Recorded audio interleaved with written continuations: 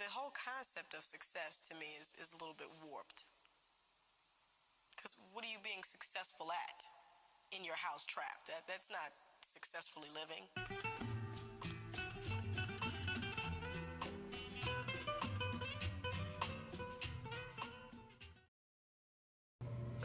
All right. We all know that, the statistics show and just the reality of life shows that young black men usually become incarcerated at young ages, due to the lack of, emotional support at the age where you need it the most. Seeing that you managed to make it through 12 years in the correctional facility from the year 18 years of age to 30 years old, what advice do you have for young black men playing this street life? You know what I'm saying? Dwelling in this street life, really making this their means of life. What advice do you have for them, for those that have never did time yet? You know what I'm saying? In regards to actually getting caught up and doing that. Big and small, probably swagged out, laid back. Him and Easy talking about how it was way back. Nate Dogg probably reminiscing about the 8-track. I'd say this now for the youth. Now the game is over. Me and everybody else who did 20, 15, 12, 30 years.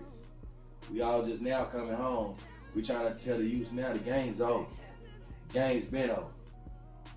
Everybody's trying to play for catch up or trying to catch up with the next man, or females is getting killed out here. I mean,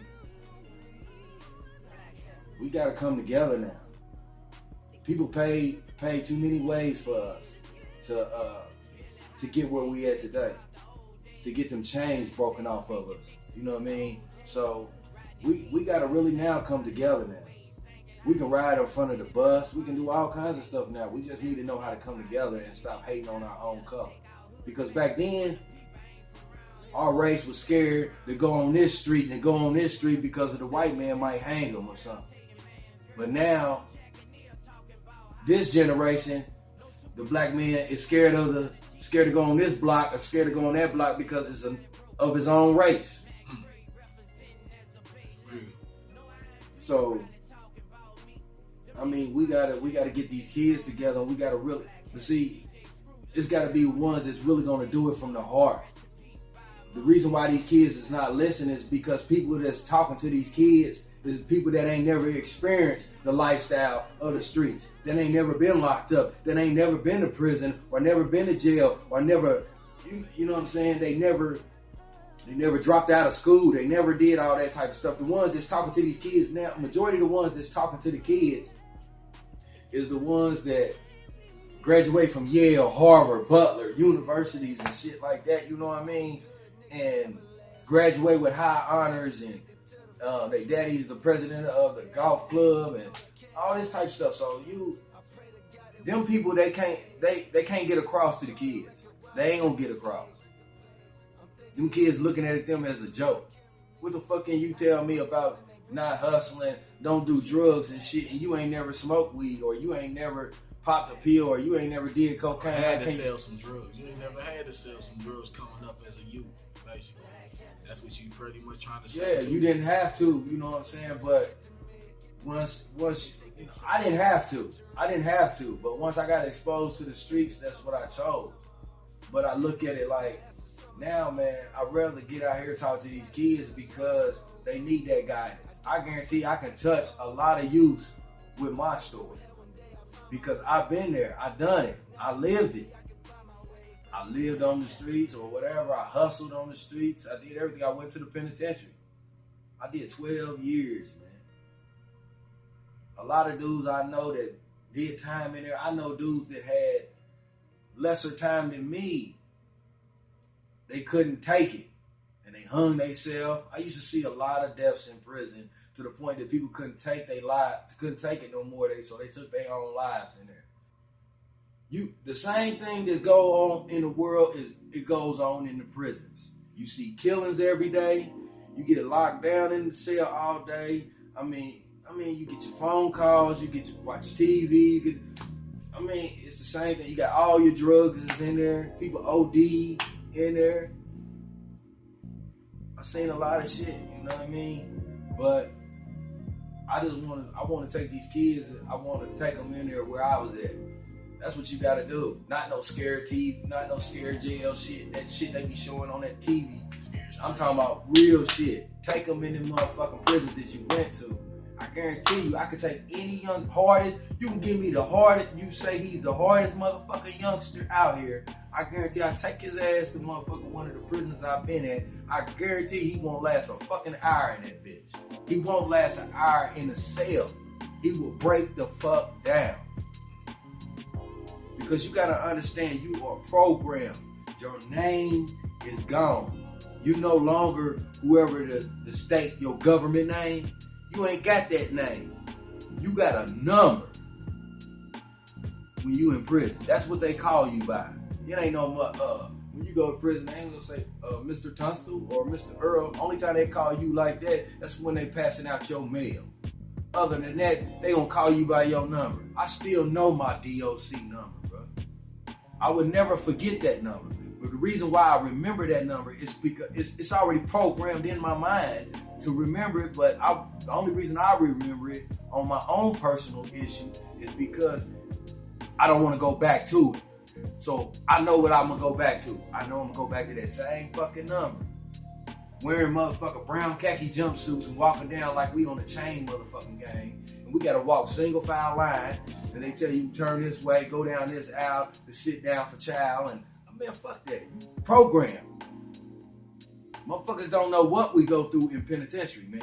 And then you wonder why some of them motherfuckers is going out here and they snap and go the fuck off because they didn't break all the way down in there. And then when they get out here, they couldn't immune to what's going on out here. You gotta understand, a motherfucker that did 20, 30, 40 years and then they coming back out into the world, they don't know what the fuck. They don't know what the fuck. They don't know what the fuck to do. They don't know how the fuck to live. They don't know how to survive. The only way they know how to survive is for being in that motherfucker. That's why they do what they do, to go back in that bitch, because that's where they want to stay. That's their home. That's all they know is their home.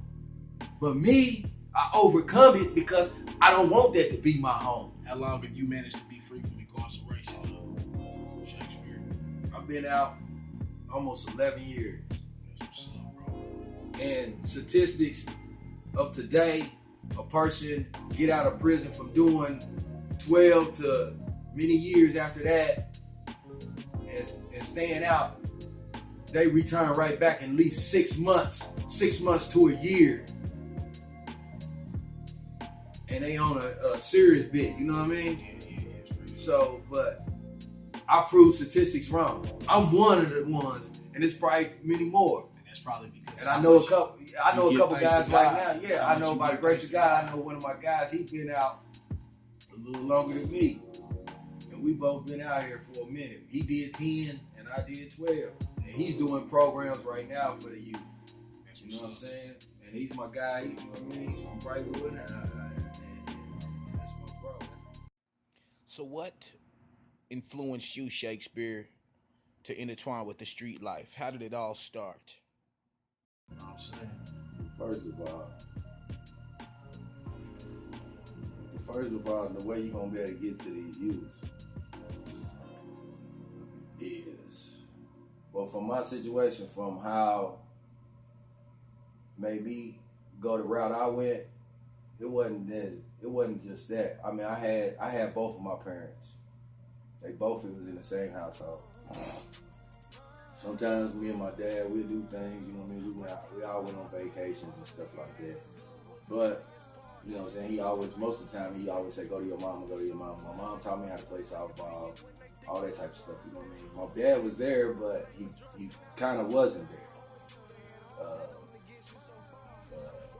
So, you know, it's just that once I got a certain age, I got to like 15, 16, I got exposed to the streets, I got exposed to the lifestyle of a teenager, you know? So, I mean, I started messing around with the females, and sleeping with them, and doing other things. And then I got exposed to drugs, as far as smoking weed, and second of all, you know what I mean? I just started seeing people getting money, and I just used to see them all the time. I'm like, what's happening, you know? So I just got in the game and started doing what I did, you know, caught up with me, and I ended up got sent to the joint on a 10-year bid.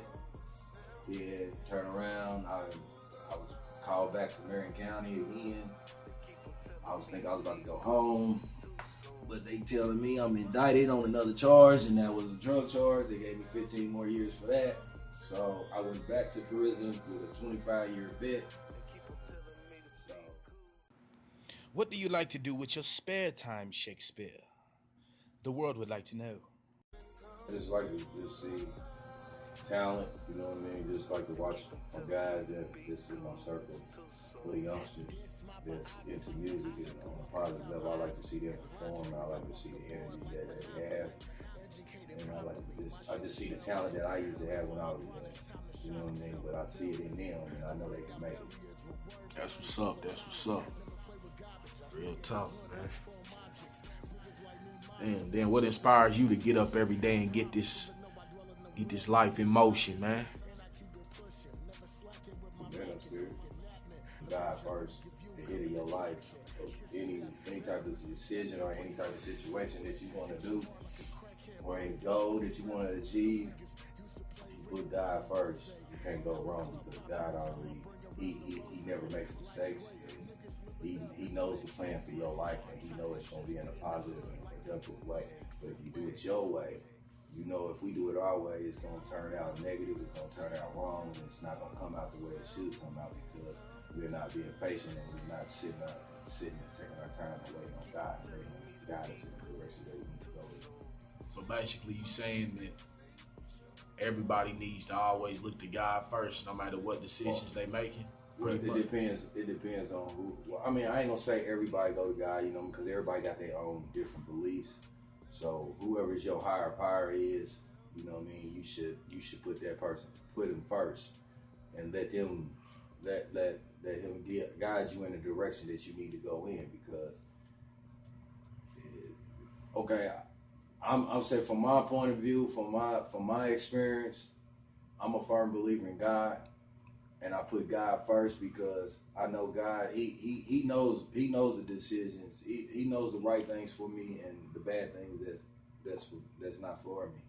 So I rather put God first. I rather put God first when I wake up. I let God say, God, just guide me in the direction that you want me to go in, lead me and protect me and stuff like that. So you know, God makes the right decisions, man. That's why I chose to put God first. Definitely, man. All right, man. Y'all know how bad it is out there. You watch the news like I watch the news. All these little kids dying, and the world just bugged out, man. It's not like it was way before when, you know, as we remember it. Even probably people older than me remember it different, like more quiet and calmer.